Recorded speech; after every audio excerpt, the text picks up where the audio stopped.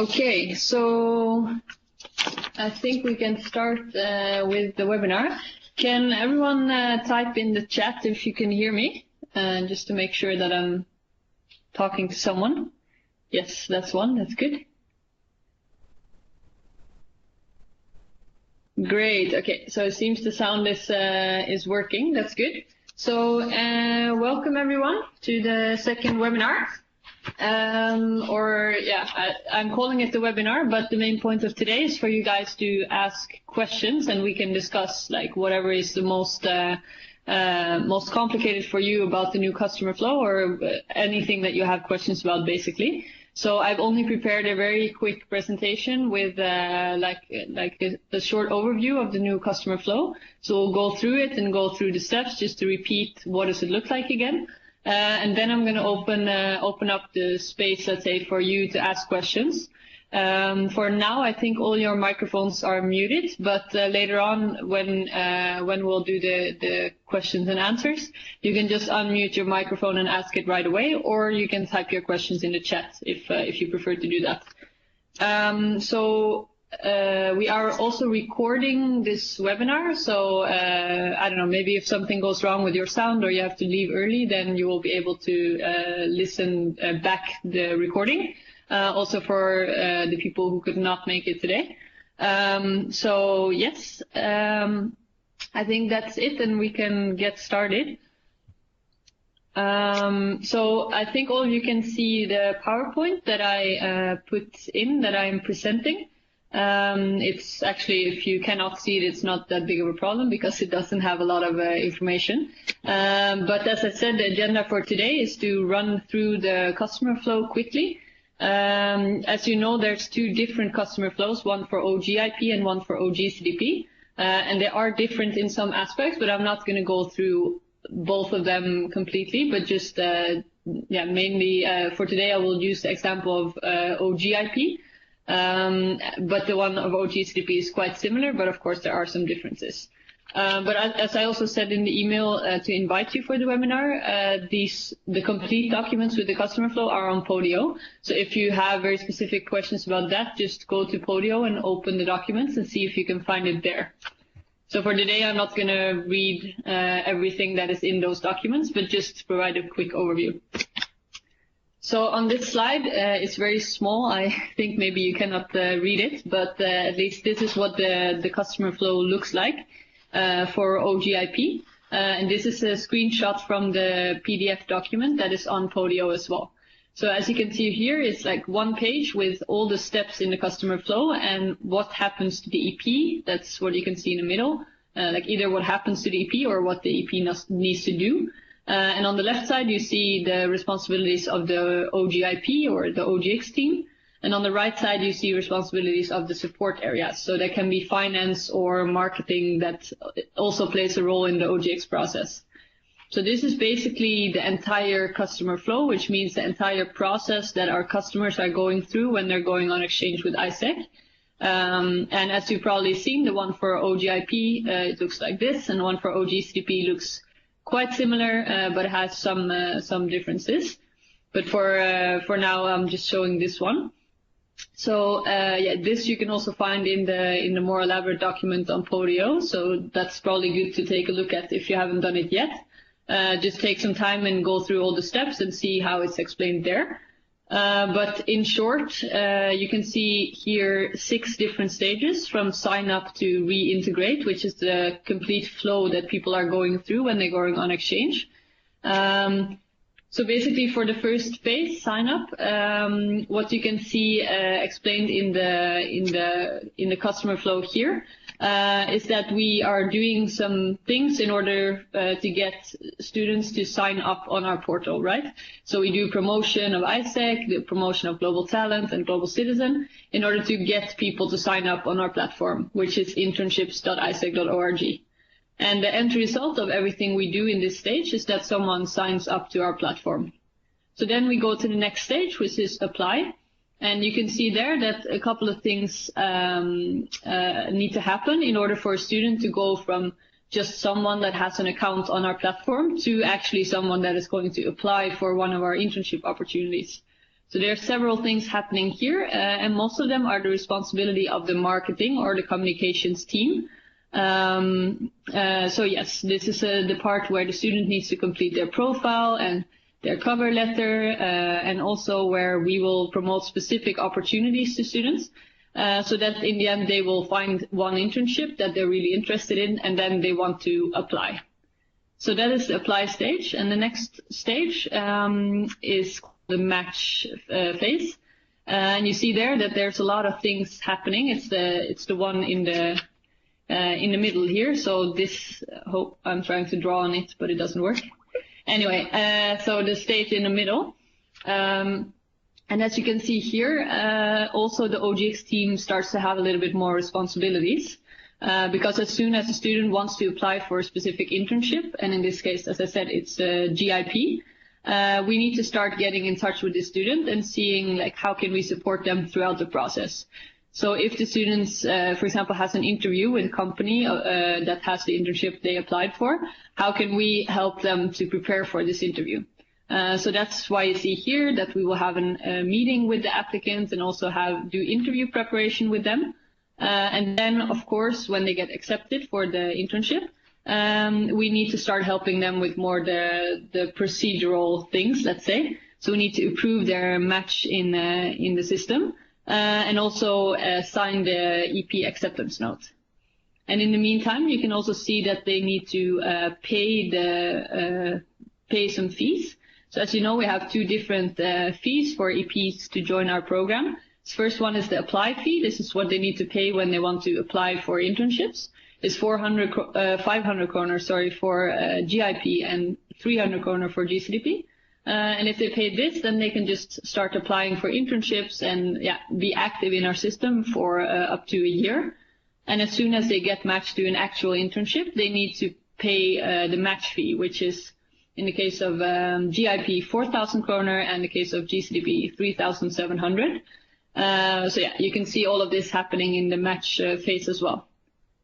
And of course, this also includes that you need to sign the contract with the EP, which also happens at the moment they're applying for their first internship.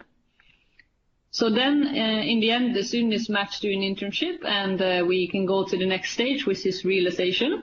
And here, as you can see, there's a lot of responsibilities on the left side, which means that OGX is going to be busy. This is a very important part of the process because it is about preparing the students to go on the actual exchange. So we need to help them to prepare their documents, make sure they book their flight tickets. Of course, it's a bit elementary, but it's very important. But also do outgoing preparation seminar with the EP and cultural preparation, like what can you expect if you're going to work abroad. You will also see that it's important here that you agree with the EP on how you're going to communicate with him while he is abroad. Because in the case of a GIP, maybe this person is going to be abroad for like a year. So make sure that in advance you agree with the person, how often are we going to talk? Are we going to have a Skype every month, or will you send me an email every week, or whatever you prefer. So it's a lot of small steps, but a lot of different things that are important to do before the person actually goes on exchange, which is the end of this phase, is like going abroad and start the internship, and that's what we call the realization. So then we go to the next stage, which is the complete stage. And this is basically all the time between the moment that the internship has started until it ends. It's quite simple. And during this time, of course, the OGX team also has a role because we need to make sure that everything is okay and that the student is having a good time, but also having like a proper internship and that he's actually learning something. And we need to track if the student is still satisfied. We do that through the Net Promoter Score. Basically just make sure that everything is all right and stay in touch with the EP. And at the end of this phase, the student finishes the internship and returns back home, and then it's completed. But then actually it's very important that we have another stage, which is called reintegrate. So that means that at the moment that the student is ready with the internship and everything is done, the process is not ended yet. But there's actually a little bit of after work or post work, let's say, for us to do. And that's mainly to see how has the internship been, like is the student satisfied or not. Again, this we do through the Net Promoter Score. So that's like a survey. We sent to the student to ask on a scale of 1 to 10, how likely are you to recommend this AIESEC experience to a friend of yours? So basically, how satisfied were you with it? And it's really important for us to know, of course, because if people say, I'm extremely likely to recommend it, that's really good news for us because we know we did a good job. But on the other hand, of course, if they say, not really, or I would really not recommend this to someone else, then we know that something was wrong. And we need to go contact them and see what happened and what we could have done better to prevent this from happening. So this is really important part of the process, is that we actually round off the experience in a proper way. So both by asking them, like, how has it been, and if they have any feedback. But it's also important to do a kind of a homecoming seminar with the EP, where you look back at the experience with them and see how has it been, what did they learn, what kind of personal goals did they achieve, and basically how did the experience change them, and how is it going to help them in the future. So yes, those things basically conclude the last stage of the process, which is reintegrate. And this is like a super short overview of the customer flow. Of course, I didn't even mention all of the steps on the screen here, but in order to go through all of them, we would need a lot more time. And as I said, I made also a document to explain each of these stages. So if you want to know exactly what some of the steps mean or what you need to do in a certain phase, then you should just look it up in a document. Or, of course, you can ask it now, because that's also why we're here. So I hope that even though it was a little bit short, this reminded you a little bit of how the flow goes and what the OGX team needs to do in certain phases of the process, and basically what the whole process is that the EP goes through. So that was a bit the reminder of the customer flow. And now is then already the space for you guys to start asking questions. Because as I said, I don't want to go on forever and tell you a lot of things that maybe you already know. So I really want to just answer the questions that you have and see what the things are that you don't understand yet. So basically, you can either unmute your microphone if you want to ask a question, or just type it in the chat on the left side of the screen.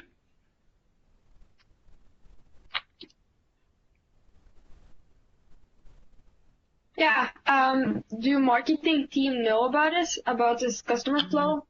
Have they received like the documents? Do they know what they need to do, or do I need to contact them every time? Yeah. That's a very good question. So basically, they know about their responsibilities, or at least on a general level, and they have also seen this customer flow.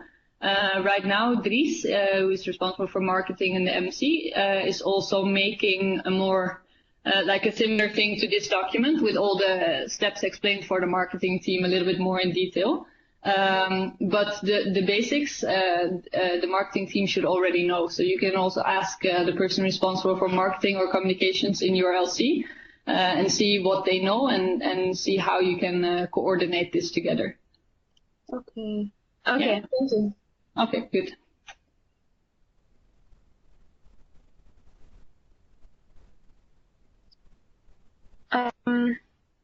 When we have like the interview to coach them, how the interview process is, like the meeting to coach for the interview, are there any, do I come up with the content, or is there something, like, do you have any files that we need to mention, or?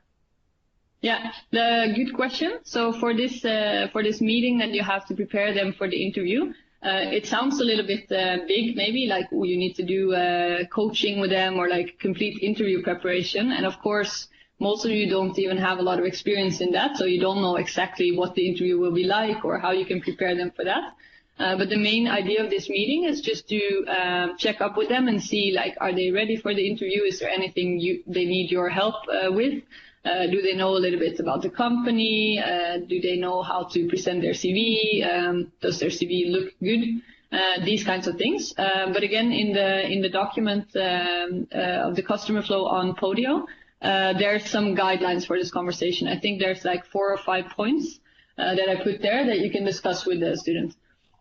So it's there are some guidelines, but again, it's mostly meant to just discuss the interview process with them and see if there's anything you can help them with. So it also doesn't need to be like a 3-hour meeting or something. Just grab a coffee with them and see if you can help them with anything. Okay. Yeah? Thank you. Okay.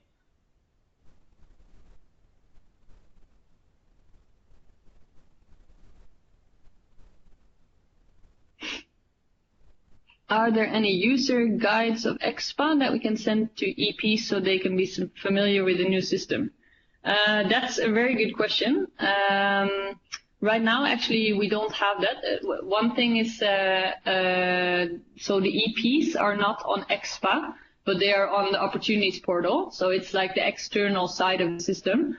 EXPA is only for us, so only for members. But that's just to detail about your question. But right now, we don't have a user guide for the opportunities portal, so there's not a very detailed guide on how they should use the system.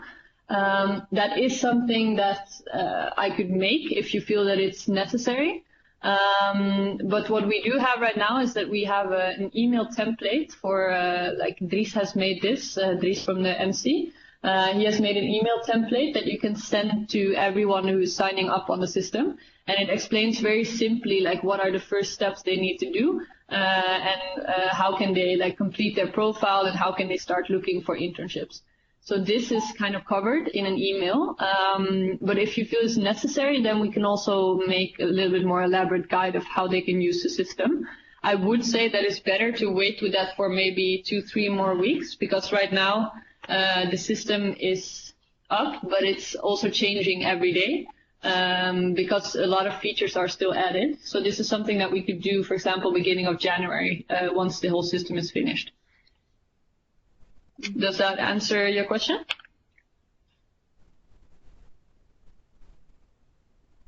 Okay, good.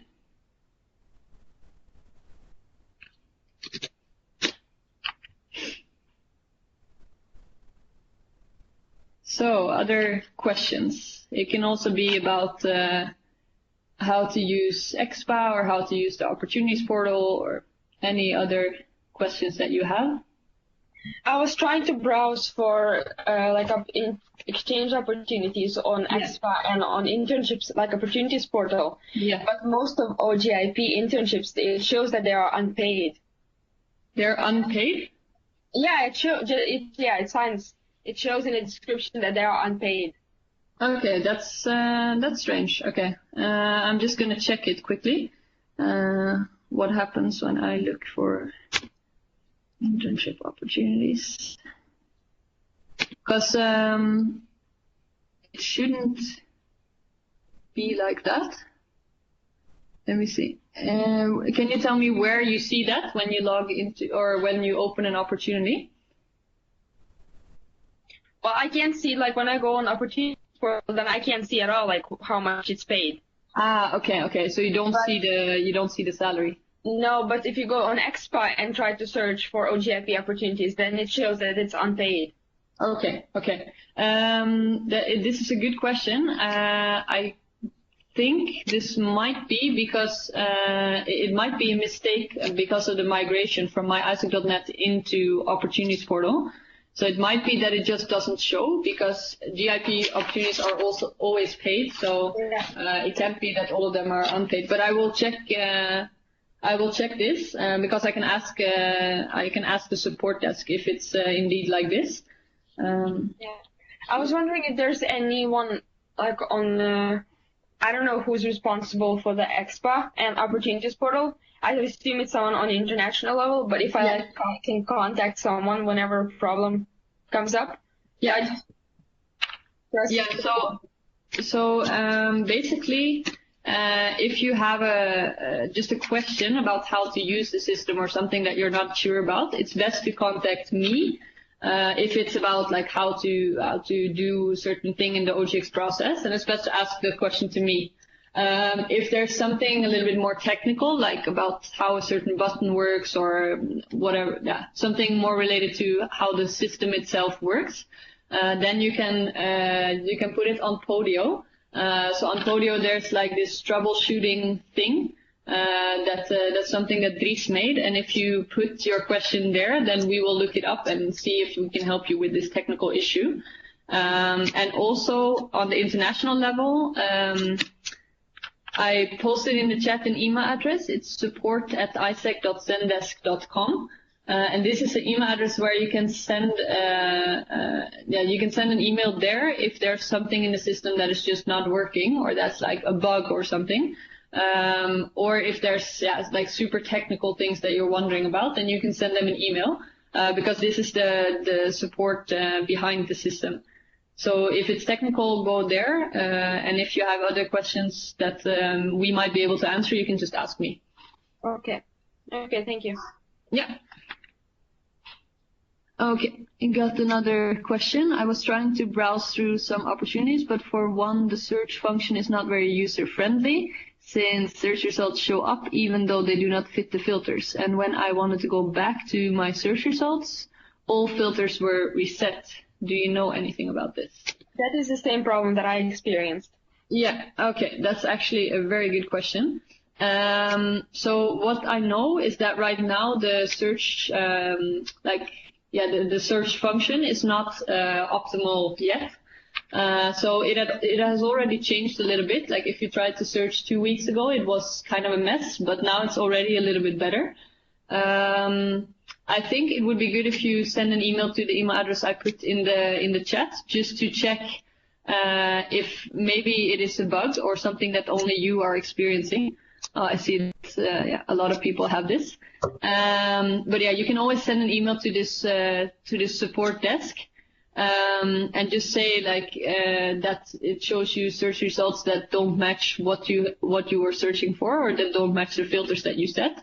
Because it might be something that they don't know about, but most probably they do know about this, and then it will probably be changed very soon.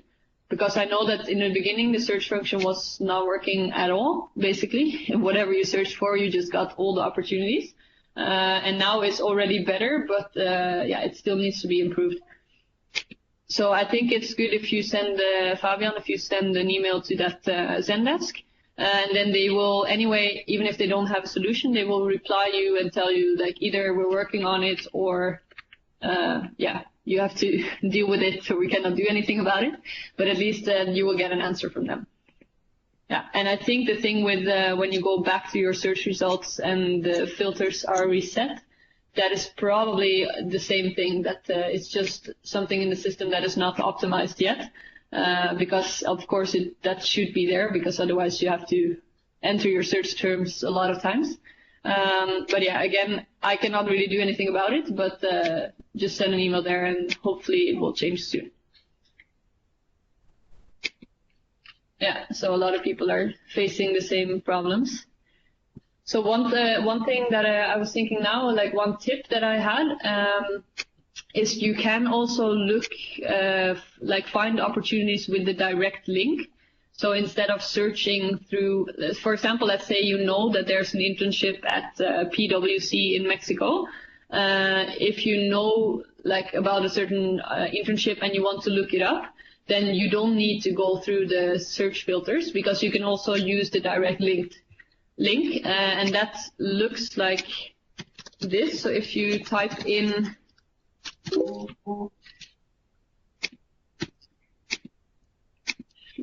I just need to look up the link.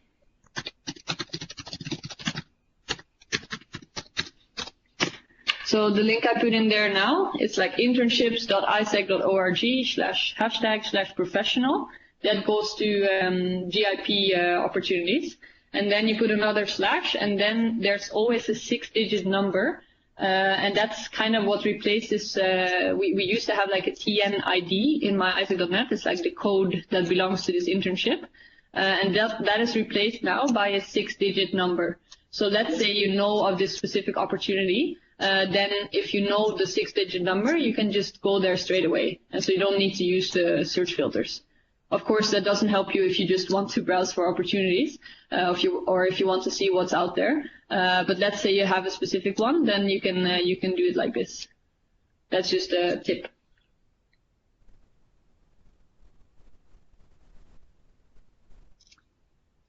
Okay, so any other questions?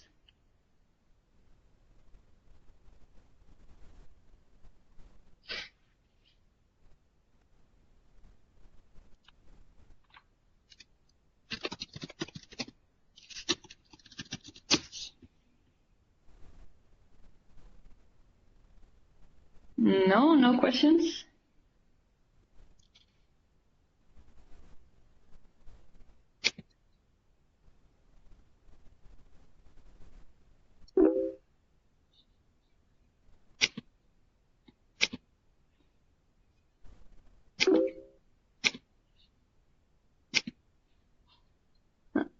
I see that people are now typing in the chat. Probably questions that are coming.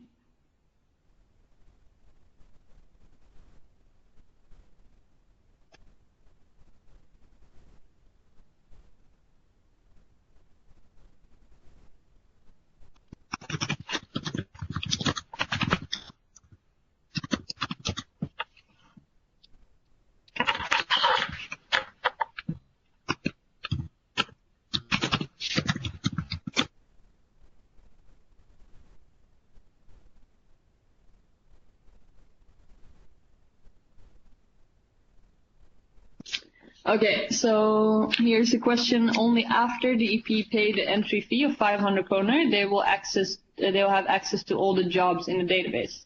That's a good question. So actually the EP, or like they're not an EP yet, but let's say the student who accesses our portal and makes a profile on internships.aafke.org can see all the opportunities. So it's exactly the same as when you log into internships.aafke.org now with with your account. Everything you see is also visible to external students, let's say, who never had any contact with AIESEC. So they can see all the opportunities. The only thing is that they cannot apply to an opportunity. So this 500 kroner fee for GIP and 300 kroner fee for GCDP, that is what they need to pay if they actually want to click apply on a specific internship. So if they want to be considered as a candidate for it. So they can see everything, but they need to pay if they really want to apply.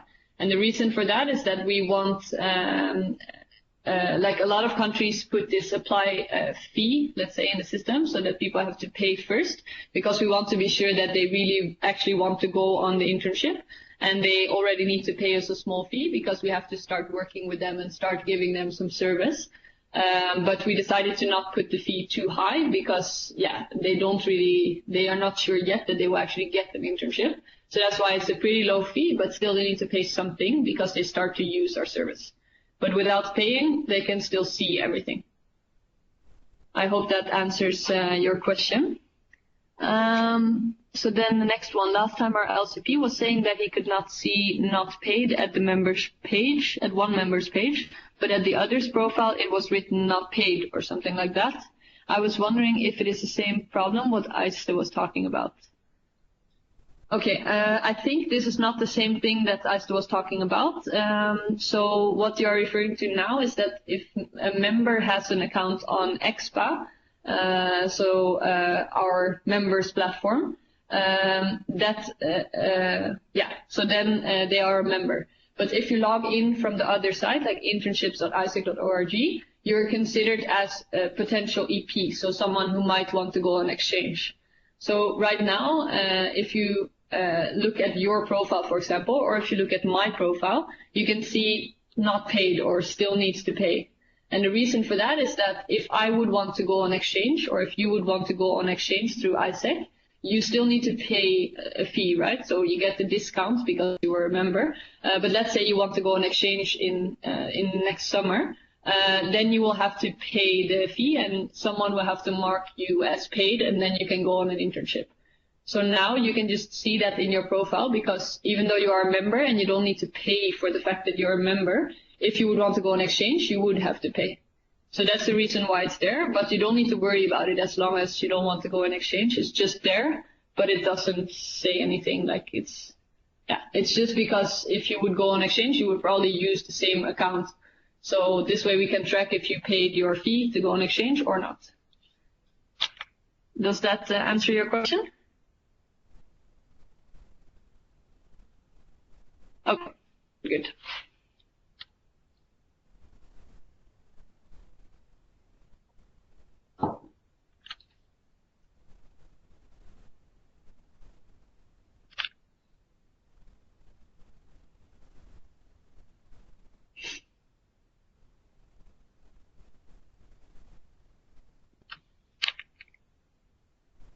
Okay, so in other words, we must encourage students to apply for jobs or volunteers and send them abroad. Otherwise, they just stay silent in the database and use our service free of charge. Yeah, so in essence, that's true. Yeah, like, of course, we want to encourage students who have an account in our system to actually apply for internships or for volunteer experience. That makes sense, right?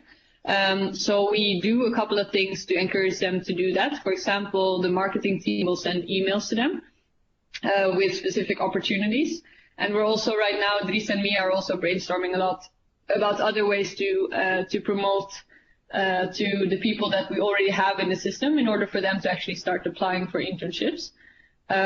So yes, and you can also, as an LC, you can also do other things to encourage the EPs that your LC has in the system to start applying. For example, you can organize a special information meeting for them, or you can have like open office hours or something and tell them like, hey, you have an account on our system, maybe you want to go abroad, come and visit us on, I don't know, Tuesday between 3 and 4, and we can help you find an opportunity or something.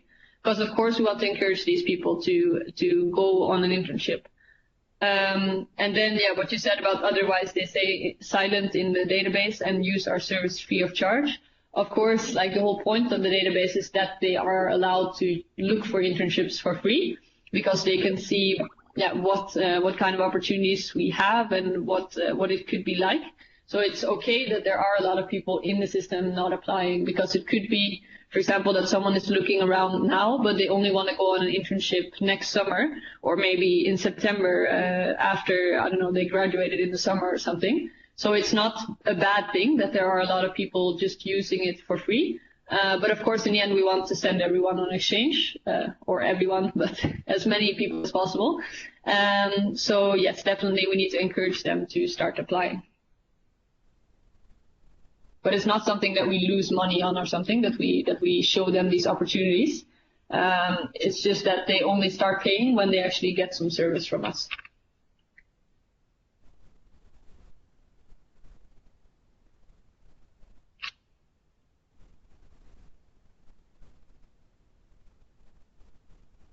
Okay, great. That's good.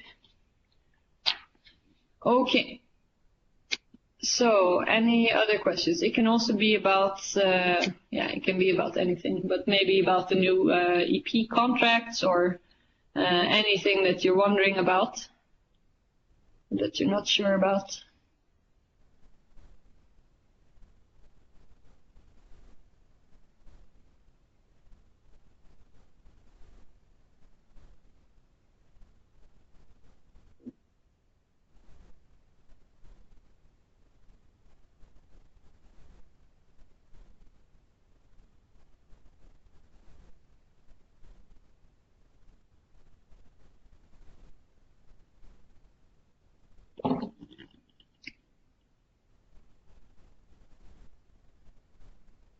Okay. Thanks for attending, Simone. See you later.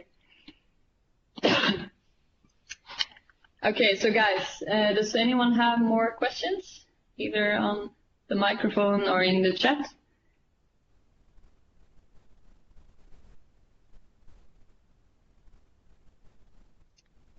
So if you don't have any more questions right now, that's of course also fine. There's also going to be another webinar next week, because some people couldn't attend today and everyone's still very busy with the exams and everything. So I'm just going to do another webinar next week. So if you come up with any new questions, you can just attend that one next week. Or of course, also you can just ask me directly. Just send me an email. You all have my email address, I guess. So you can just send me an email, give me a call or whatever. I don't have all the answers, but most of it I know. So yeah, I hope it was useful for you guys. And again, if you have any questions, just make sure to ask them either to me or your LCVP or your LCP or whoever, because we really need to start using the system and we need to get to know the new process.